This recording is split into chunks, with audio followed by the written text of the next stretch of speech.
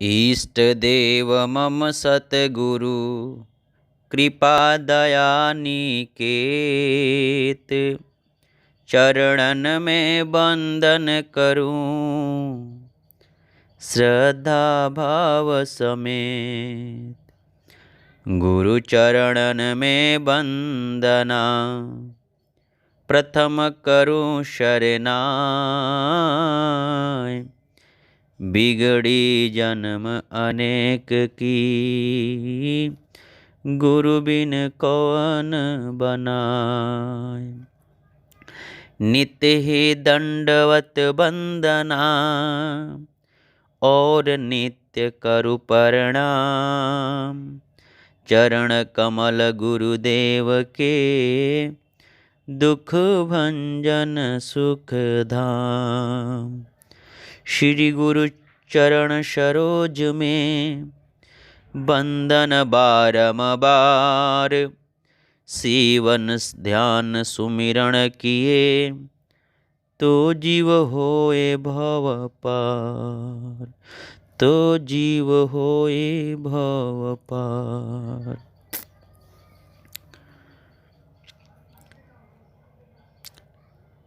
आज हम लोग सतगुरु कबीर साहब के बीजक पर चर्चा करेंगे। बीजक किसे कहते हैं? बीजक का अर्थ क्या होता है? बीजक का अर्थ गुप्त धन को बताने वाला। बीजक का अर्थ क्या है? गुप्त धन को बताने वाला। सतगुरु कबीर साहब अपने बीजक ग्रंथ में 37वें रामायणी बोलकर उन्होंने अपनी साखी को बताए।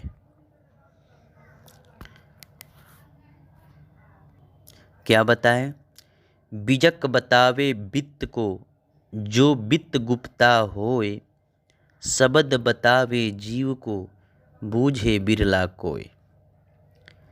बड़ी बीजक अपने आप में अनोखा है। अनोखा है ये बीजक। गुप्त धन को बताने वाला है। कौन सा गुप्त धन?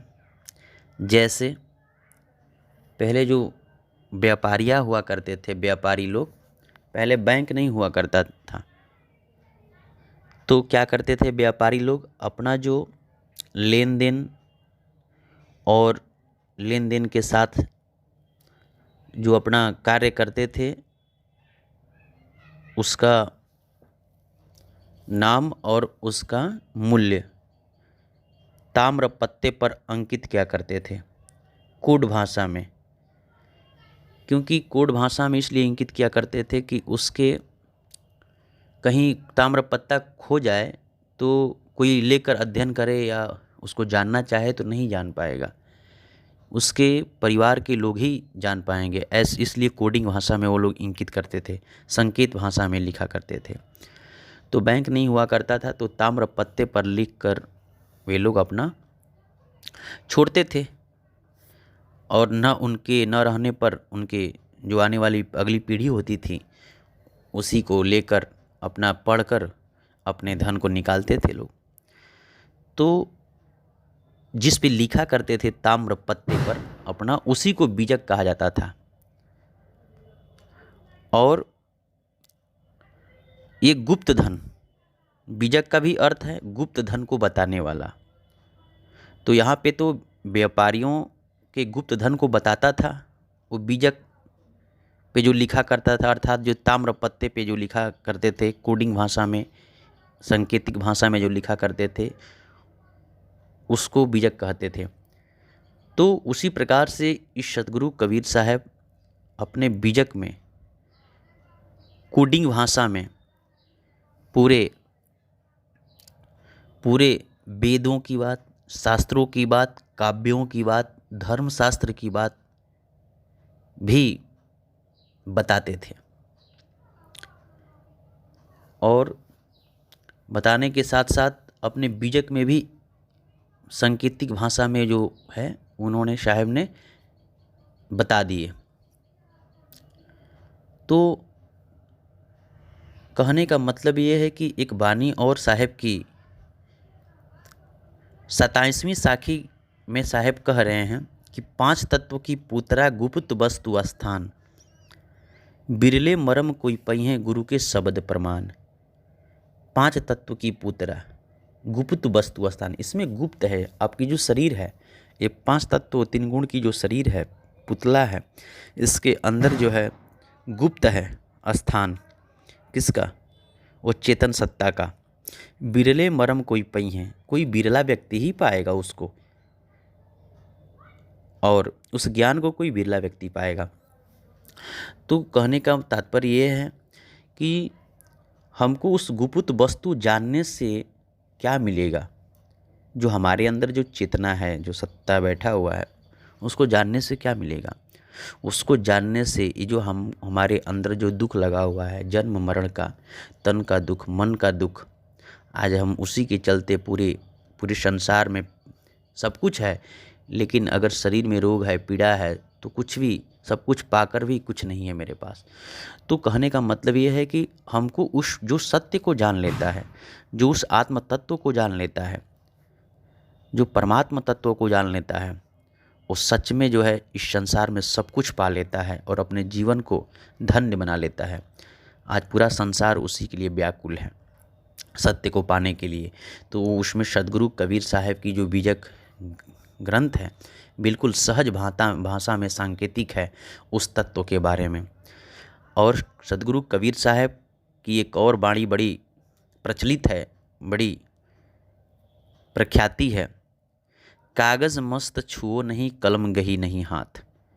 सतगुरु कबीर साहब कागज़ और स्याही उन्होंने अपने हाथों से नहीं छुए हैं, कलम गही नहीं हाथ, नहीं कलम अपने हाथों से पकड़े हैं।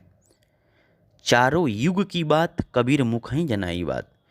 उन्होंने लिखे पढ़े कुछ भी नहीं, अध्ययन किए, फिर भी जो है उन्होंने चारों युग की बात को बिना देखे और सब कुछ बता गए, वो सब कुछ कह दिए। वो ऐसा कौन हो सकता है? आप स्वयं विचार करें, बिना पढ़े लिखे, बिना देखे, क्योंकि वो लोग साहब अब अनुभव की बात करते थे, जो दिखता था उसको वैसे कहते थे। तू कहा करते थे कि तू कहता है कागज़ की लेखी, मैं कहता हूँ आँखों ने देखी। आँखों देखी की बात बताते थे, पढ़कर नहीं बताते थे। तो आँखों देखी कौन बता सकता है? जैसे एक माता पिता के पुत्र जब जन्म लेता है, उस पुत्र के बारे में किसी व्यक्ति को बताना होता है तो पढ़ने लिखने की कोई ज़रूरत नहीं पड़ती है। वो स्वयं जो है जैसा किया है उस अपनी आँखों के सामने वो देख रहा है, और किसी से कहना होता है तो बिना उसके बारे में अध्ययन किए वो बता देता है, वो कि मेरा बेटा पहले कैसे हुआ, कितना खाता था, कैसे रोता था, क्या पीता था, सब कुछ बिना पढ़े बता देते थे, क्योंकि उसके सामने उन्होंने पैदा हुआ है, इसलिए देखा है सब कुछ। उसी प्रकार से सतगुरु के सामने ये पूरी सृष्टि, ये पूरे समाज, ये पूरा 3 लोक प्रकट हुआ है। साहब कहते हैं, जहिया कृतम न होता धरती होती न नीर, उत्पत्ति प्रलय न होता तब की कहें कबीर। उत्पत्ति प्रलय कुछ भी नहीं था, उस समय की बात साहब बता रहे हैं। बड़ी मार्मिक वाणी है, बड़ी गहन चिंतन, बड़ी विचार करना पड़ेगा, विवेक करना पड़ेगा। तो सतगुरु कबीर साहब अपने बीजक के अंत में, बीजक जो पुस्तक है, जो ग्रंथ है, उसके अंत में 9 साखी साहब उद्घोष करते हैं। क्या करते हैं? बीजक कहिए साख धन, धन का कहे संदेश, आत्म धन जहि ठौर है, बचन कबीर उपदेश। देखे बीजक हाथ ले, पावे धन तेहि शोध, या ते बीजक नाम भव, माया मन को बोध। आस्ति आत्मा राम है, माया मन कृत नास्ति, या की परख लहे यथा, बीजक गुरुमुख आस्ति। पढ़े गुने अति प्रतिजुत, ठहरी के करे विचार, स्थिरता बुद्धि पावे न सही, बचन कबीर निर्धार। सार शब्द टकसार है, बीजक जाको नाम, गुरु की दया से परख भई, बचन कबीर तमाम। बंधुओं, 9 साखी ऐसे ही आगे और है। साहेब बीजक फल में बताते हैं, बीजक कहिए साखी धन, धन का कहे संदेश। बीजक उस साक्षी धन को बताता है, संदेश कहता है, जहाँ पे आत्म धन ठौर है, स्थित है। बीजक देखे बीजक हाथ ले, अगर नहीं बैठ रही है बाट तो अपने बीजक हाथ में लेकर देखो, तू आत्म धन को पा जाओगे, शोध लोगे। याते बीजक नाम भव, याते बीजक नाम भव, माया मन को बोध। जो बीजक जो नाम है जिस ग्रंथ का, उसमें मन और माया का बोध हो जाएगा अध्ययन करने के बाद। और पूरा संसार जो है, जितने भी धर्म ग्रंथ हैं, जितने भी शास्त्र हैं, सबका मूल में मूल क्या है? व्यक्ति है। व्यक्ति अगर अध्ययन करता है, पढ़ता है, तो सब कुछ ठीक है, नहीं तो कागज है। तो व्यक्ति है ही है, लेकिन व्यक्ति में सबसे मूल आत्मा है। आत्मा अगर है शरीर में तो सब कुछ अध्ययन करती है, सब कुछ पढ़ती है। लेकिन इस बॉडी के अंदर, 5 तत्व के अंदर अगर आत्मा ही ना रहे तो फिर पढ़ना लिखना ये सब मिथ्या है, सब बेकार है। संसार माया सब कुछ बेकार है। इसलिए सबका मूल है आत्म ज्ञान। आत्मा आपके अंदर जो चेतन सत्ता बोल रहा है उसको जानना ही। तो सदगुरु कबीर साहब बिल्कुल सहज भाषा में, सहज साधना पकड़ाकर आपको बिल्कुल बोध करवा देने वाले हैं। आस्थि आत्मा राम है, मन माया कृत नास्त। इसमें अस्थि आत्मा राम है, मन माया कृत नास्त। और मन माया जो है ये नास्तिक है। यही पारख लहै यथा, या की पारख लहै यथा, बीजक गुरुमुख आस्त। उसी को दिखाई देगा, उसी को समझ में आएगा जो गुरुमुखी व्यक्ति अपने हाथों में बीजक और आस्था और बिल्कुल प्रेम और श्रद्धा के साथ अध्ययन करेगा। उसी को ये चीज़ आत्म तत्व दिखाई देगा, समझ में आएगा। पढ़े गुने अति प्रतिजुत, ठहरी के करे विचार। पढ़ने के बाद अपने अंदर ठौर बनाओ, ठहराव बनाओ और विचार करो, तो अवश्य ही वो चीज़ स्थिरता बुद्धि पावे सही। वो जब हमारी बुद्धि जब स्थिर होगी तब जो है कबीर साहब के जो वचन जो निराधार हैं, इनके द्वारा हम आत्म तत्व का अनुभूति कर लेंगे। सार शब्द टकसार है, अंत में सार शब्द आया। सार शब्द टकसार है, बीजक जाको नाम, गुरु की दया से परख भई, वचन कबीर तमाम। सार शब्द ये जो मूल में जो स्वरूप है, जो हमारे अंदर जो चेतन सत्ता जो बैठी हुई है, उसका स्वरूप क्या है, किस स्वरूप का है, उसी को साहब बता रहे हैं। बीजक में, साखी में बता रहे हैं कि रंग ही रंग ते उपजे, रंग ही ते रंग उपजे, सब रंग देखा एक, कौन रंग है जीव का, ताकर करहूँ विवेक। जागृत रूपी जीव है, शब्द सुहागा सेत, जरद बूद जल कुकुही, कहें कबीर कोई देख। उसका स्वरूप भी बता दिए। और वो बताए लास्ट में कि वो सार शब्द है सबका। वो सब उसका अंतिम में जब पहुँचेंगे तो उसका समझ में आएगा सार शब्द। शब्द ही समझ में आएगा, शब्द ही सब कुछ है।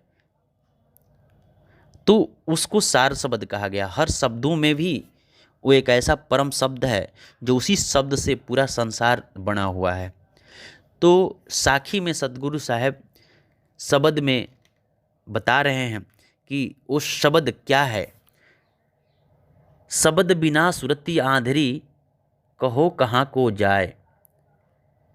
द्वार न पावे शब्द का, फिर भटका खाए। वो बार बार जो है उस शब्द की बात करते हैं और शब्दों में भी बताते हैं, शब्द बिना सुरती आंधरी। शब्द के बिना जो हमारी सुरती है ये अंधी हुई है। कहो कहाँ को जाए, और ये कहाँ कहाँ जा रही है कहने में नहीं है। अभी तो ये मनुष्य योनि में है, फिर निकलने के बाद किस योनि में जाएगी ये कहने में नहीं है। द्वार न पावे शब्द का, जब तक वो द्वार नहीं पाएगी शब्द का, फिर भटका खाए, वो फिर भटकती ही रहेगी। शब्द हमारा तू शब्द का, वो जो शब्द है, शब्द हमारा तू शब्द का। हे आत्मा, वो शब्द हमारा है और तू जो है उसी शब्द का है, जो सार शब्द की है तू। सुन मत जाओ सरक, सुनकर भाग मत, विमुख मत होक। जो चाहो निज तत्व को, सब देह ले हूँ परख। अगर तू मेरे को चाहती हो, अर्थात तू आनंद होना चाहती हो, आनंद पाना चाहती हो, सुखी रहना चाहती हो, कोई कष्ट नहीं झेलना चाहती, तो मेरी शब्दों को परख ले।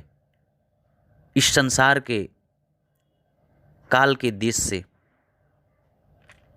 निकलकर तू बाहर आ जाएगा। शब्द हमारा आदि का, शब्द है पैठा जीव। वो शब्द हमारा आदि का है, आदि मतलब उत्पत्ति। शब्द हमारा आदि का, वो शब्द क्या उत्पत्ति हुआ है। इसको आत्म तत्व कहेंगे, जिसको हम आत्मा कहते हैं, सोल कहते हैं, रूह कहते हैं, उसको सतगुरु के भाषा में जो है शब्द कहा गया है। शब्द हमारा आदि का, वो आदि का शब्द है। शब्द हमारा आदि का, शब्द ही पैठा जीव। उसी शब्द के अंदर सब कुछ है। फूल रहन की टोकरी, घोरे खाया घीव। जैसे फूल रहन की टोकरी, घोड़े खाया घीव। अगर टोकरी में घोड़े को घी दिया जाए तो खा नहीं पाएगा, वो गिर जाएगा। उसी प्रकार से इसके अंदर ये अपने मन से इसमें आत्म तत्व को जानना चाह रहा है, तो ये जो है पा नहीं रहा है और वो जन्म मरण में चली जा रही है चेतना। इसलिए शब्द शब्द बहु अंतरे, सार शब्द मत लीजिए। शब्द शब्द में भी बहुत अंतर है, सार शब्द को मत लीजिए। कौन सार शब्द? वो जो ईश्वर, जिसको परमात्मा तत्व कहते हैं, उसको सार शब्द को मत लीजिए। सब शब्दों में कहें कबीर, जहाँ सार शब्द नहीं धृग जीवन सो दीजिए। जहाँ पे सार शब्द नहीं है वहाँ पे जीवन देना व्यर्थ है, क्योंकि सार शब्द से ही जो है हमारी मुक्ति हो पाएगी। सार शब्द से ही हम इस काल के जाल से बच पाएंगे, अन्यथा नहीं बच पाएंगे। इसलिए 114 शब्द में, बीजक के 114 शब्द में सतगुरु कबीर साहब कहते हैं, सत शब्द से बाची हो, मानहु इतवारा हो। अक्षय मूल सतपुरुष है, निरंजन डारा हो। त्रिदेवा शाखा भय, पात भय संसारा हो। ब्रह्मा वेद सही कियो है, शिव जुग पसारा हो। विष्णु माया उत्पत्ति कियो, ई उरले व्यवहारा हो। तीन लोक दसहूँ दिशा, जम रोकिन द्वारा हो। कीर भय सब जियरा, लिए बिह का चारा हो। ज्योति स्वरूपी हाकिमा, जिन अमल पसारा हो। कर्म की बंसी लाए के, पकड़ो जग सारा हो। अमल मिटाओ तासुकी, पठो भव पारा हो। कहें कबीर निर्भय करो, परखो टकसारा हो। बंधुओं, कितनी मार्मिक और कितनी सहज भाषा में सतगुरु ने आपको मूल ठिकाना लखाए, सत्य शब्द परखाए। आपको वाणी जंजाल में फंसने की कोई ज़रूरत ही नहीं, बिल्कुल इजी आसानी। सत शब्द से बाची हो, जो उस सत्य शब्द से बाँचेगा, जो सार शब्द से बाँचेगा, बचने का प्रयत्न करेगा, वो कभी जो है काल के जाल से नहीं निकल पाएगा। मानहु इतवारा हो, एक बात, इस बात को मानो, अक्षय मूल सतपुरुष है, अक्षय मूल सतपुरुष है, जिसका क्षय नहीं होता है, वो सतपुरुष है। निरंजन डारा हो, जैसे वृक्ष आप लोग देखे होंगे, वृक्ष का जो जड़ है वो सबको, पूरे वृक्ष को हरा भरा करता है, भोजन वहीं से पाता है पूरा वृक्ष जड़ से। तो अक्षय मूल सतपुरुष है। सतपुरुष कौन है? जो शब्द है, जो सार शब्द है, जो हमारे अंदर जो चेतन सत्ता जो है, परमात्मा तत्व से आत्म तत्व निर्मित है, आत्म तत्व अक्षय मूल सतपुरुष है। निरंजन डारा हो, और निरंजन निराकार ब्रह्म, ये जो है जड़ परमात्मा हो गए, और उसके ऊपर जो तना है वो निरंजन निराकार ब्रह्म बताया गया है। त्रिदेवा शाखा भय, और जो शाखा है, जो 3 डाढ़ रहता है, उसको त्रिदेवा बताया गया है। और पत्त भया संसारा, जितनी भी पत्तियां हैं वो संसार में हम और आप सभी लोग हैं, उसके जैसा बताया गया है। पूरे वृक्ष जो है, ये पूरे वृक्ष जो परमात्मा और ये जीव कैसे हुआ, सृष्टि की संरचना के बारे में बताया गया है। ऐसे समझें, कैसे परमात्मा है, कैसे निरंजन निराकार ब्रह्म है, कैसे ब्रह्मा विष्णु महेश हैं, त्रिदेवा हैं, और कैसे संसार है। ब्रह्मा वेद सही कियो है, और ब्रह्मा संसार बनाने के बाद ब्रह्मा ने अपने श्वासा से वेद को उत्पन्न किया, और शिव जुग पसारा हो, और शिव जी ने इस संसार में प्रकट होकर अपना जो है लोगों को भक्ति बताया, योग बताया कि ऐसे करोगे तो मुक्त हो जाओगे। ब्रह्मा ने अपना वेद बनाकर उन्होंने कहा कि ऐसा स्तुति अगर करते हो तो तुम परमात्मा के पास आ जाओगे, तुम्हारा कल्याण हो जाएगा। लेकिन सब कुछ करने के बाद भी ये जीव, जो जीव है, ये जन्म मरण के बंधन में चला ही जाता है। इसलिए सदगुरु को रहा नहीं गया, और देखने के बाद जो है इस धराधाम पे आकर काशी लहरतारा नामक तालाब में प्रकट होकर उन्होंने पूरे संसार को जन जन तक जो है आत्मा का ज्ञान दिए, परमात्मा का ज्ञान दिए, सही मार्गदर्शन दिए इस जीव को इस काल के जाल से निकलने के लिए। इसलिए बंधुओं, ये बीजक जो ग्रंथ है, बिल्कुल सहज भाषा जो आत्मा और परमात्मा की जो बातें हैं समझने के लिए है। और क्या आगे कहते हैं, विष्णु माया उत्पत्ति कियो ई उरले व्यवहारा हो। विष्णु ने इस संसार में माया उत्पत्ति कियो और ई ऊ के व्यवहार में सबको फंसा दिए। 3 लोक 10हूँ दिशा जम रोकिन द्वारा हो। 3 लोक 10हूँ दिशा, 10 दिशा आप लोग जानते होंगे, पूरा पश्चिम उत्तर दक्षिण चारों कोण, फिर ऊपर और नीचे, ये 10हूँ दिशा। 3 लोक कौन है? 3 लोक जो है आकाश पाताल मृत्यु लोक, पूरा धरती। जम रोकिन द्वारा, यमराज जो है पूरे द्वार को बंद कर दिया है परमात्मा के पास जाने के लिए। कीर भय सब जियरा, और जियरा इसी में तड़पड़ा रहे हैं। लिए विष का चारा हो, और ये विष का चारा जो है लेकर दे रहा है इस जीव को। ज्योति स्वरूपी हाकिमा जिन अमल पसारा हो। ज्योति स्वरूपी जो हाकिमा, जो निरंजन निराकार ब्रह्म है, ये इस जीव को अमल दे रहा है। खा खा कर पूरा संसार माया में बौरा गया है।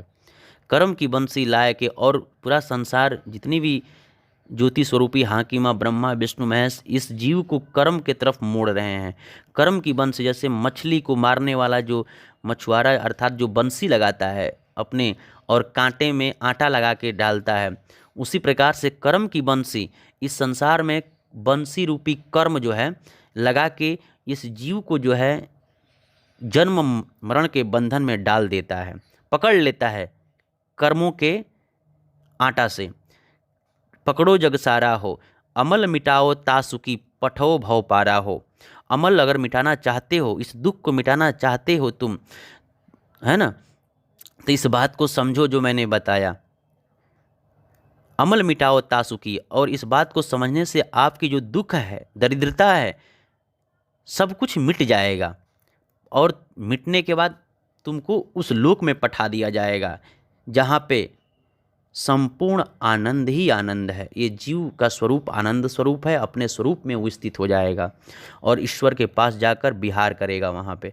पठो भव पारा हो, कहें कबीर निर्भय करो, मैं इस जीव को निर्भय कर दूंगा जो मेरी बातों को समझेगा।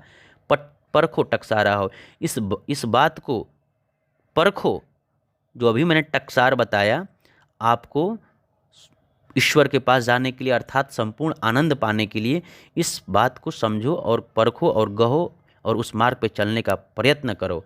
बीजक का यही अर्थ है। बीजक मूल रूप से आपको जो है गुप्त वस्तु अर्थात गुप्त धन को बताने वाला है और आपको बताकर इस संसार के काल के जाल से निकालकर आपको परमात्मा के लोक पहुंचा देगा। यही बीजक का अर्थ है। शाहे बंदगी